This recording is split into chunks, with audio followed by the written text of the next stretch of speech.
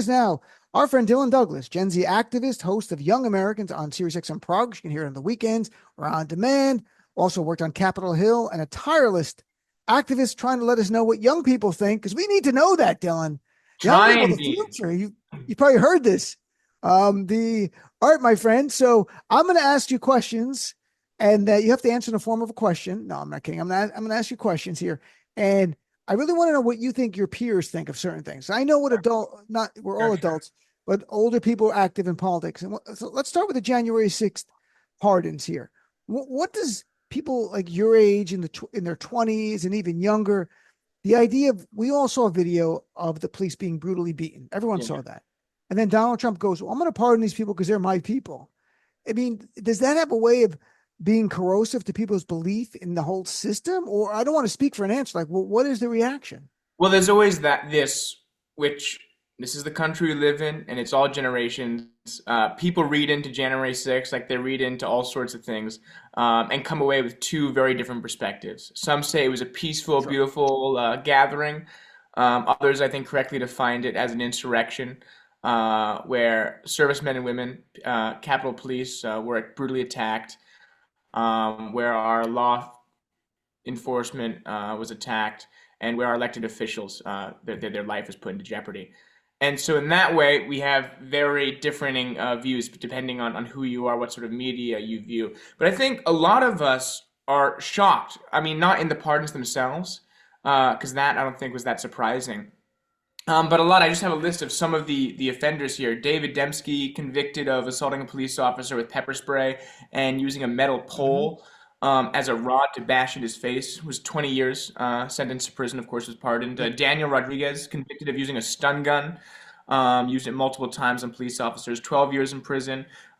Keith Parker stormed the Capitol wearing the Camp Auschwitz shirt, Wow. which for Classic piece of me garbage, huh? was the most effective, particularly with the whole Israel-Palestine thing happened, and so many of the Jewish community supporting the president or becoming on side with President Trump because his more tougher stance, hawkish stance towards the Palestinian people, and sort of blank check support towards Israel. The fact that the Jewish community would get in bed with a man who had people carrying out this attack in his name, wearing a shirt that said Camp Auschwitz, not to mention the guy with the Confederate flag. There were people with swastika, Nazi paraphernalia. It's horrible. And I think my generation is Hmm. absolutely shocked by it. And for those that aren't shocked, that are growing up supportive of it, I think it creates a really scary precedent going forward for Capitol security and for a lot of the Capitol Police, where they're seeing these people, these perpetrators that carried out these horrific crimes and that are getting pardoned because of it. It creates a precedent now going forward. If this thing happened again, I don't think the police would be so courageous to have stopped the tide of such violence going forward. So that's a scary thing to have That's people interesting. growing up seeing that they can get a get out of jail free card from this. That's a scary thing to watch. It's a very interesting point too. The idea that maybe the police in the future are going to be like, well, these Trump supporters are just going to get pardoned, so why even fight it off? Let them Yeah. go in, let them do what they want, that kind of stuff. The So what about something that is not debatable here, but is more a point of view that perhaps some people like it? The inauguration, Trump is flanked by billionaires. You have Bezos, Elon Musk, Mark Zuckerberg, the head of Google, and others. We've not seen that where they were in that close proximity, like all standing there, No, like oligarchs, like a different time where another country where the I know, wealthy Dean. I miss oligarchs the stand days of around dark Putin. money where it was the Koch brothers or the Soros group, and you never knew. Now it's just out blatantly in front of your face. It's the It, Gilded Age. We're in the gold. Trump said we're in the Golden Age. No, we're in the Gilded Age. We're back in the Gilded Age. it So, is. what does that say? I mean, do some younger people look at that and go like, "Wow, that's cool. I'm going to be a billionaire one day and stand next to the president and dictate policy," or is it like, "You got to be kidding me? My vote means nothing, and these wealthy people are going to run America like they did, but now it's in our face. It's not undeniable." America has a very strange relationship with money and the moneyed. And as we become growingly a more classist society, where inequality grows ever more present. I mean, there was a time like the 50s, 60s, the 40s, even the Gilded Age in a lot of ways. Um, the money, well, the Gilded Age not so much, but up until recently, the moneyed people in our society were sort of hidden figures. It was the ranches Mm-hmm. in Middle America that you could never see the big house in, and people would hide their wealth. And today we have a society where I think never has there been such anger and resentment towards the moneyed class because of all the social Hmm. inequities in our society. But at the same time, we're obsessed with the billionaire class and their private jets. And you have people like the Kardashians, not to call them out, right? That are, I think, in my mind, the most outrageous example of ultra wealth. The way that they post about it, the way that they have a show that literally is just about them and their crazy wealth lifestyle. So it's this weird time that we're living in, that you have this Republican Party that I think has become the anti-elite party, uh, not in actuality, but on paper. But at the same time, you have, of course, as their leader, a New York billionaire, and you have just behind him, in front even of his cabinet, this whole level of billionaire class. And there's been a lot of talk about that. But something, Dean, that no one was talking about this time around, which I think is more important, is okay, there's lots of billionaires next to Trump. They're all in bed with Donald Trump, and Donald Trump's in bed with them. That's nothing new. But no one's talking about Trump's tax returns this cycle. No one seems to care. No one's even I talking that know. Donald Trump, 3 days before becoming president, before getting sworn in as president, launched Trump Coin, a sort of loose cryptocurrency that's more of a scam. And just so you know, Dean, before becoming president, Donald Trump, his entire working life, amassed a fortune. At times it went down, up, but it amassed a fortune of around three, four, $5 billion maximum. Okay, Trump is worth before taking office around 7, 8. So $2 billion accumulated, both as president and both outside. In his intermediate area before reassuming the office. And since launching this cryptocurrency, he's made over $1 billion.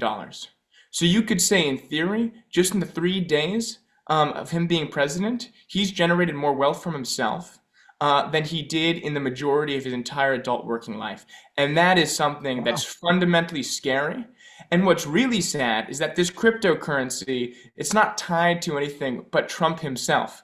And if you just want to talk about Mhm. economics for a second, if the asset that's backing up a currency is a 79-year-old man who's not looking very good right now, that's not a good asset. And it's being sold to the people that love him the most. And that's really, really outrageous and really, really sad. And it just shows that Trump takes advantage of the people closest to him, takes advantage of his most ardent supporters. So it's very sad, very scary stuff.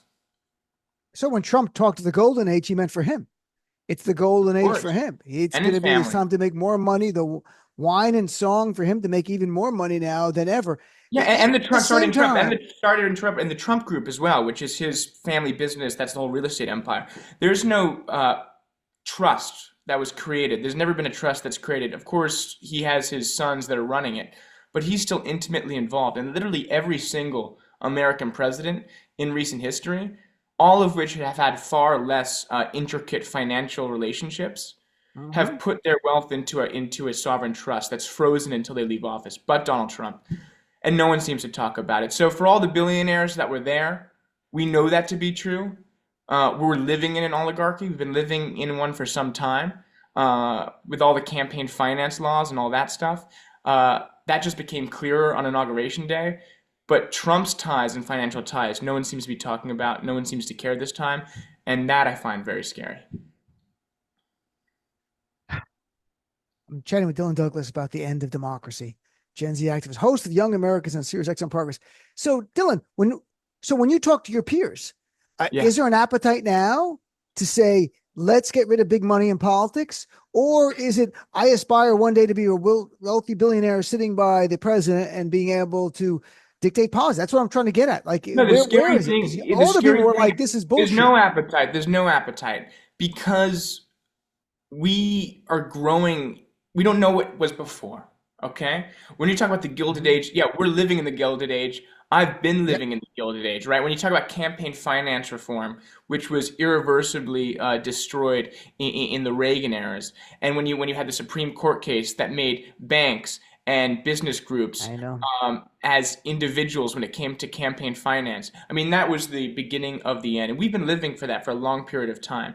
And so kids my age shouldn't be expected or need to know all the FEC guidelines when it comes to money in politics.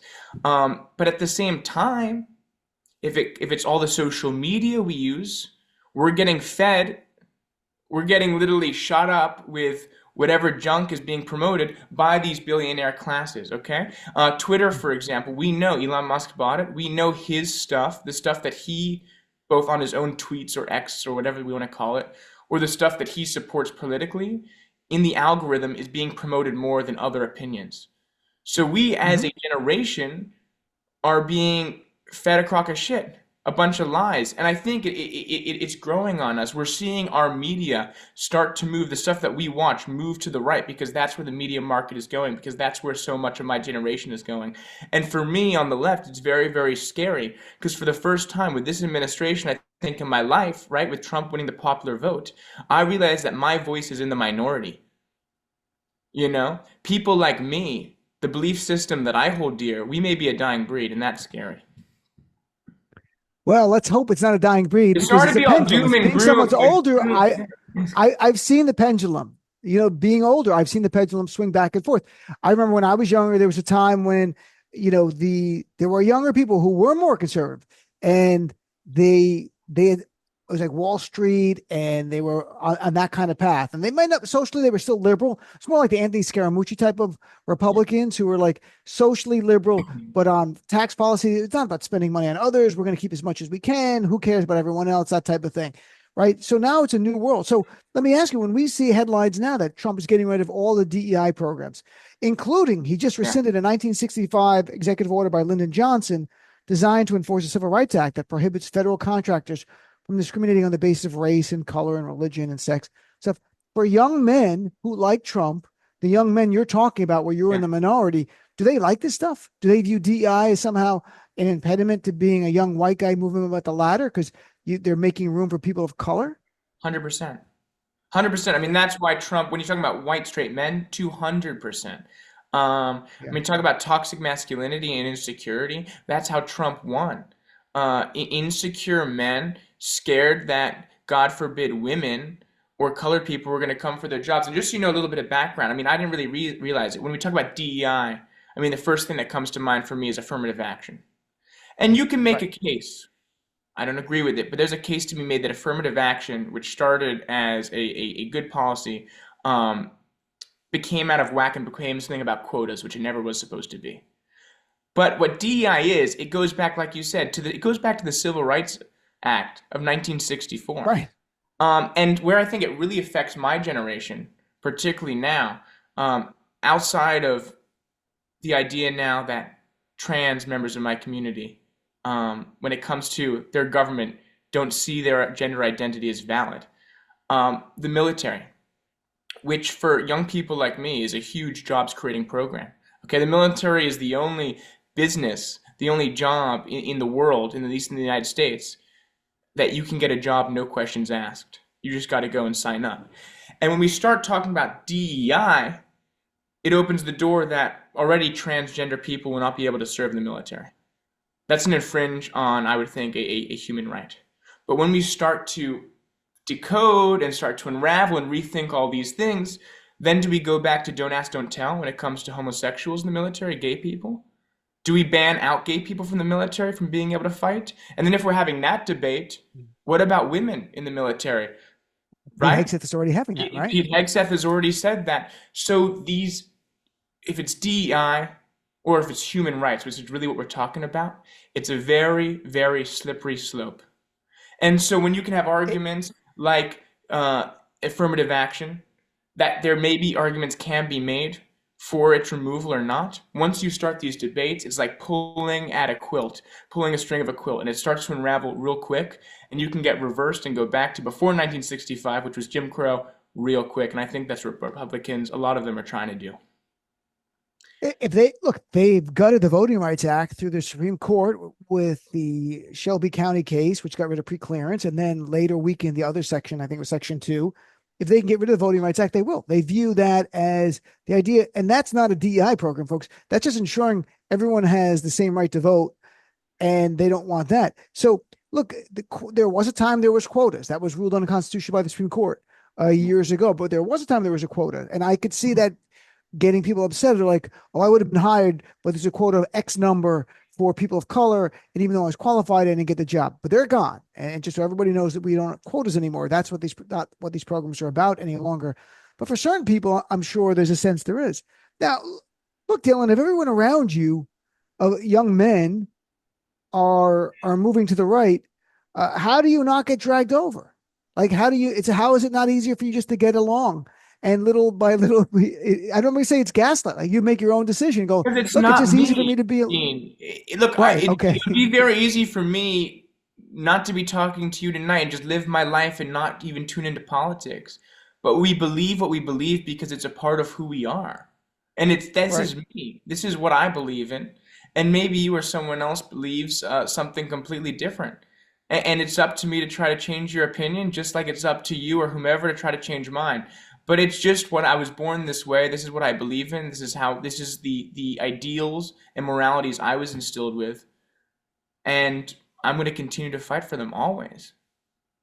That's a good answer. I like that. Dylan Douglas, host of Young Americans on SiriusXM Progress. So, look, what should Democrats be doing, knowing everything we do about younger people Yeah. right now? There's no easy answer. Are Democrats putting out the right message in the right medium? Because it's no longer about messaging, it's about the medium as well. Because Chuck Schumer, standing in a podium in the basement of the Senate, continues to talk about stuff. And they're like, why is it not getting press? I've had a couple of Democratic members of the House on who I like a lot, who are fighters, saying to me, we're fighting.